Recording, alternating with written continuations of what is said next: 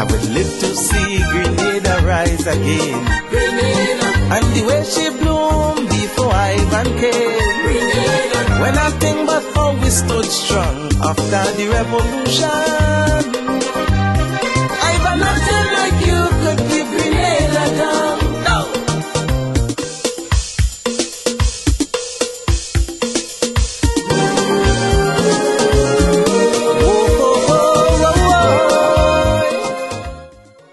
The Central Police and Fire Station building before Hurricane Ivan and after. The Presbyterian Church, Scottskirk, before Hurricane Ivan and after. The St. George Anglican Church, before Hurricane Ivan and after. The Parliament and Courthouse building, York House, before Hurricane Ivan and after. We are going to take a commentary look at the town of St. George before Hurricane Ivan, all beautiful, quiet and historic, and after.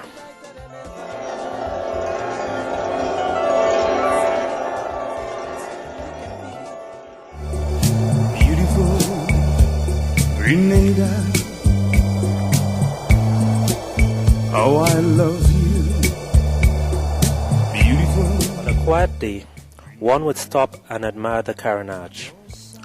Horseshoe-shaped and carrying many historical buildings, the likes of which were unique. The carronage as entrance held a commanding view of the hills of St. George's and made a wonderful presentation of the town's history. Throughout St. George's, one wonders as to who were the architects of the imposing and unimposing structures. After the Sendell Tunnel was the Bruce Street area, which held the bus terminus. It was a sight to see the construction of the vendors' booths and their arrangement along the edges of the terminus. It looks neat. This part of town was in stages of becoming an important center of commerce, with a cruise port expansion project in the works.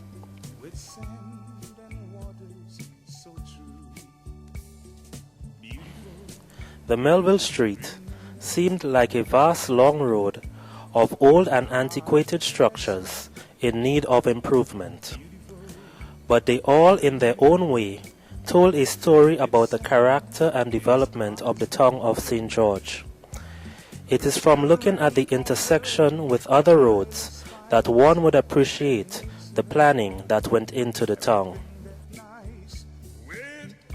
Granby Street and its neighbor Halifax Street looked like colonial heritage. The market square certainly has changed a lot. One from this generation would remember the old look of the historic square, the vendors, and of course their tables.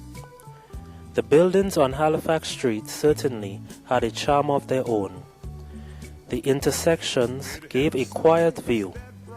One wonders as to how many persons fell on those cobblestones of Long Step. Canash Hill, an exit route. Next to it was the Granitang Road, with Knox House, a former governor's residence, the Presbyterian Church, Scottskirk, the old St. James Building, a former hotel, now part of the police complex, which included the old bastion of defense for the town, Fort George.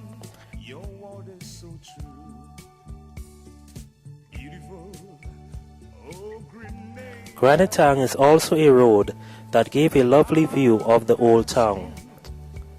After Canash Hill, one descended Yonge Street. The buildings on which caught one's eye as one traveled along that road. They look similar, don't they?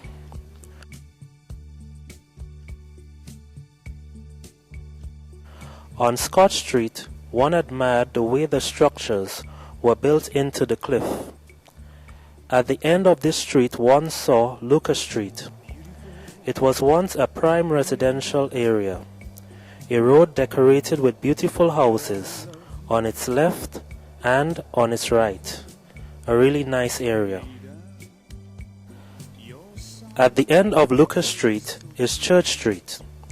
On the upper part of this street was the residence of the Brothers of Presentation College, the St. Joseph Convent, the Roman Catholic Cathedral, and the Parliament and Courthouse building, York House.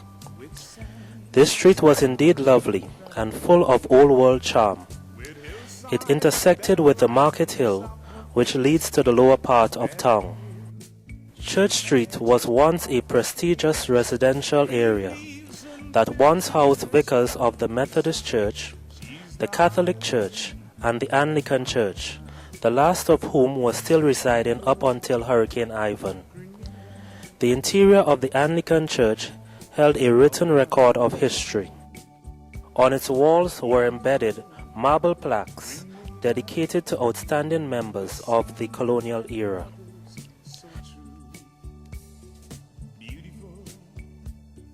Church Street had a quiet and inviting atmosphere, in addition to a nice view of the Halifax Street area, the Lucas Street area, and the Carronage area. Blaze Street, formerly called Tyrrell Street, intersected with Scotch Street. One would notice its unique colonial look on one's way out of town. In the aftermath of Hurricane Ivan, it was like a bomb dropped, shattering the serenity and tranquility of the town of St. George. The large edifices, the characters that made up the town, stood battered and shaken. Church Street was in a mess, its cosmetic beauty taken away. Clay roofing tiles, galvanized lumber, and even bricks lay everywhere. Plunged down was the roof and some of the finely carved marble plaques of the St. George Anglican Church. Its interior a far cry from how it was before.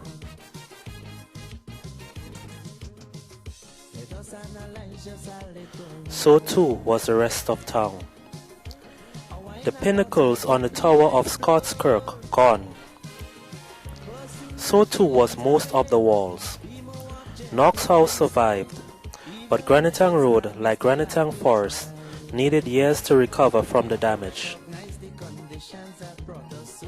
Yonge Street, like other streets, got an orange road. The view of the Halifax Street area showed exposed lumber in the roofing of its buildings. Granby Street did not look nice either. So too its neighbor, Melville Street. The Carronage area stood a shell of its former self, all the way around, its contents shaken and scattered. Some buildings succumbed, while others bore through.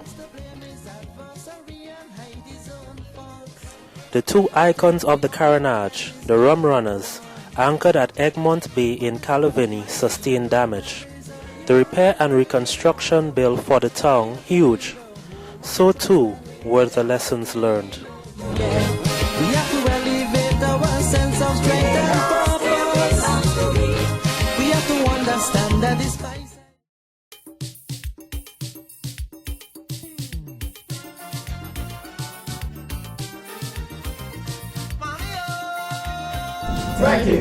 Thank you very much.